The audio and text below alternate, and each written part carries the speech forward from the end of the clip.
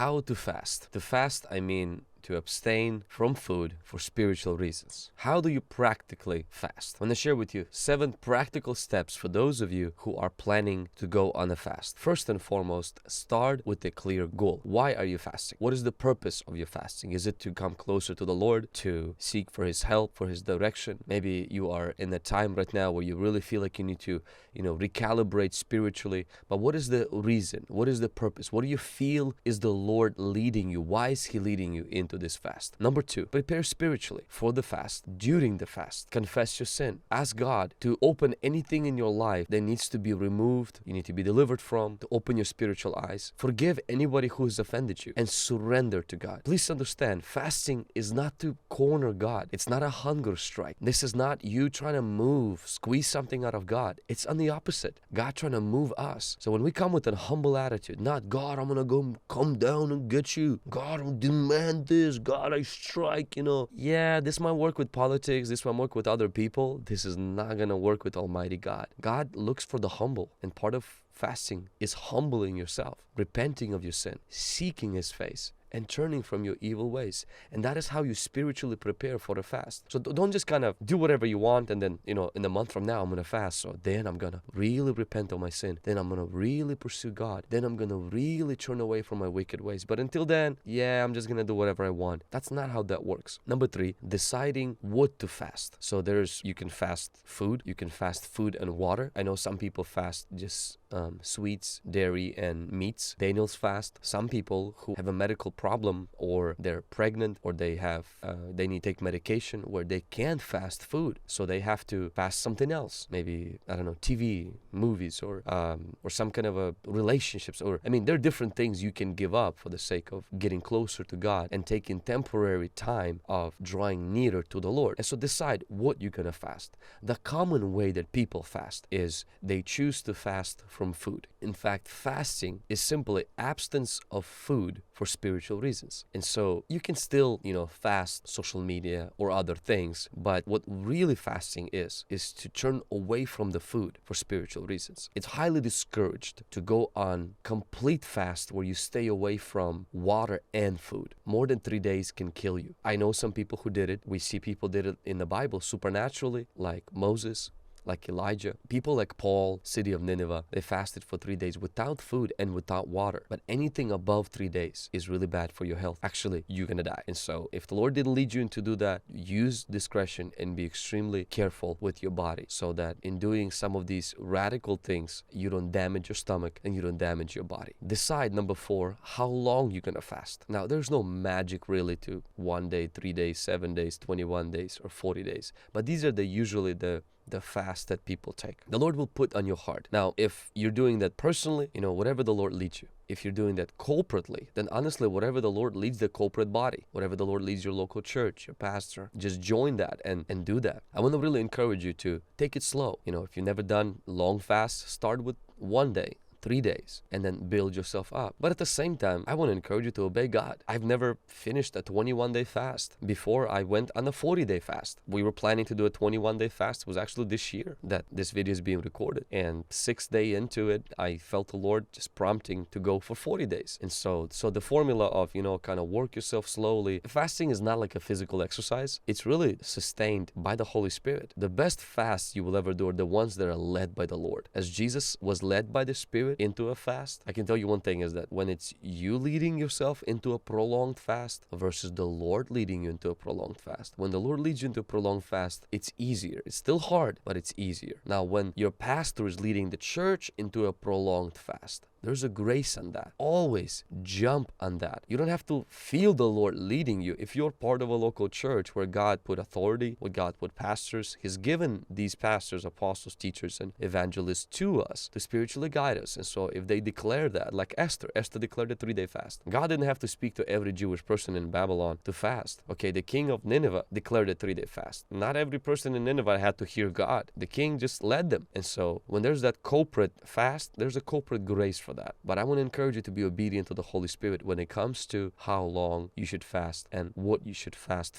from. Number 5, what to expect during your fasting. So a few things to keep in mind. You can get attacked during fasting. Jesus got attacked during fasting, okay? So don't be surprised if your first few nights you don't get angels visiting you, but you get nightmares, okay? You can come under attack. It's actually a sign that the fast is working. It's provoking the enemy. Being attacked doesn't mean you have a demon. Being attacked means you have a destiny. And so it's okay. It's spiritual warfare. Sometimes you have common things that people experience is persistent hunger. Hunger is one of the common sides of any fast. And that's why avoiding water can make you feel even more hungry, since water helps to decrease, your hunger. You can feel tired. If you don't eat food and drink water, your body will not have fuel and you will feel fatigued, dizzy, and weak. In fact, in Psalm 103, verse 24, David says, "My knees are weak through fasting, and my flesh is feeble from lack of fatness." I experienced this where, it's one thing to, be fatigued and tired. It's another thing when your knees physically hurt. The last time that I was on a prolonged fast, had excruciating pain on my knees. For a moment, I thought, did I got arthritis or something? And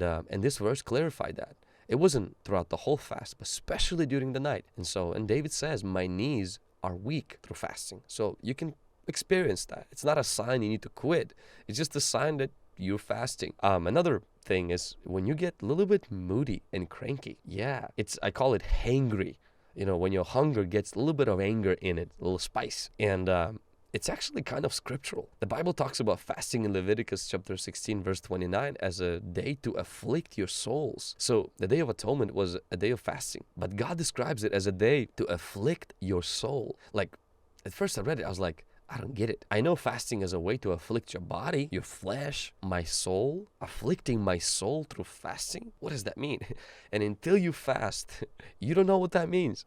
You know what happens when fasting? Your soul, who sometimes takes orders from your body instead of your spirit, gets kind of confused and cranky during fasting, because now the body is dying, the spirit is fully alert, and the soul is not used to getting all the direction from the spirit. And so there's that little affliction of the soul that happens. So fasting is not just good for your body, it's not just subduing your flesh. Fasting is also helping your soul to figure out that the soul is not in charge. The spirit man is. The Holy Spirit is. And another thing that sometimes fasting does that some people don't realize, why they get so cranky and moody, is because they develop unhealthy relationship to food. Food for some people is a crutch. It's something that they depend on to solve their toxic, negative emotions. Some people go to the bottle, but a lot of Christians go to the fridge. They don't drink, they eat. They overeat and they emotionally eat, meaning they eat when they're emotionally bored, they're emotionally not doing good, they gain weight, but most importantly, they gain dependence, unhealthy dependence on food. The consequences of that becomes obesity, being overweight, feeling not good about yourself, and etc. But the root cause is food has become a spiritual cure for emotional problems. And fasting exposed that right on. During fasting, you will have to face that. And you will have to rewire your brain to teach yourself the fridge is not your solution. The Holy Spirit is. Your comfort is not in your food, it's in the Holy Spirit. He is the great comforter. Another thing that happens during fasting, what to expect during fasting, is headaches. It's one of the things that, nobody likes. Especially if you're drinking a lot of coffee or caffeine, you're going to have headaches. It's normal. Okay, headaches are not a sign the demon's attacking you. It's just simply a sign that you have probably had a lot of soda and a lot of caffeine in your body. It's a body cleaning itself from toxins. So it's normal. Drink a lot of water. The best way that I recommend is that before you even start fasting, start decreasing your caffeine intake before the fasting, so that when you are fasting, you're not hit with all of the headaches all at once. Another thing that could help, that most likely will happen, is lack of focus during fasting. When you are tired and hungry, it becomes difficult to concentrate at school and at work. And so I really want to encourage you to try long fasts, because that's when you see the benefits. The 3-day fast, and I did them for many, many years, but it's good, but it's the one that you go longer, like after about 3 days, 4 days, where the cravings shut down, where your mental alertness goes like sharp. Your spiritual sensitivity is through the roof. It's just beautiful. It's like you feel light as a feather. Even the hunger is just kind of gone. The only hunger is like mental, like your mind is just playing tricks telling you need to eat, but your body is actually doing just fine. And your body eats off of, its own fat. And it's a really, really beautiful and wonderful experience. Number 6. we're talking about how to fast, is replace eating with reading and prayer. So fasting is not everyone is able to stop everything they're doing, okay, and go to the mountains and spend 40 days. Actually, I wouldn't even recommend you to do that. Why? Because the Bible says, as you fast, anoint your face with oil. Meaning God's like, do your normal stuff.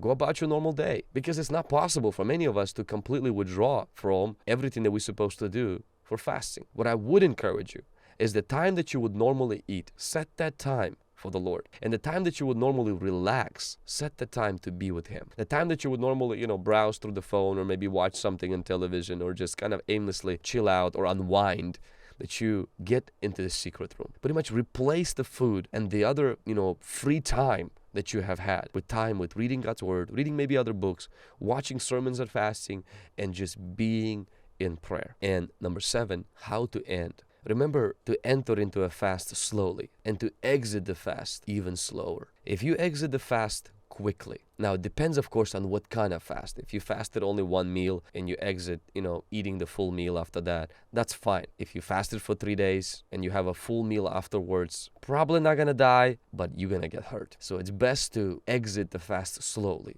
with like a chicken broth or, the water that you cook rice with, or cooked rice, or something that is very slow so that you don't upset your stomach and hurt yourself. If you fasted for 7 days or 10 days on water only, you have to be extremely careful to exit slowly. In fact, God is watching at how you're exiting the fast way more than He's looking at you during the fast. Because that gluttony, that obsession with food, that impatience really, really surfaces on exiting the fast than during the fast. Be very careful. There are people who died after the fast, not because God took them, but because they ate a chicken. Yeah, one pastor fasted 40 days and died. Like physically died because he ate a chicken. I know people, some of my friends, who just ate a little bit of meat, almost a day after that, and they ended up in a hospital. Some who developed ulcers in their stomach because of that, and because of also they did prolonged fast not properly. And so be very careful. Do with wisdom. If you are on a medical condition or something, don't attempt fasting without consulting a doctor. If you're a pregnant mom, don't do fasting without consulting a doctor. You're discouraged from doing that.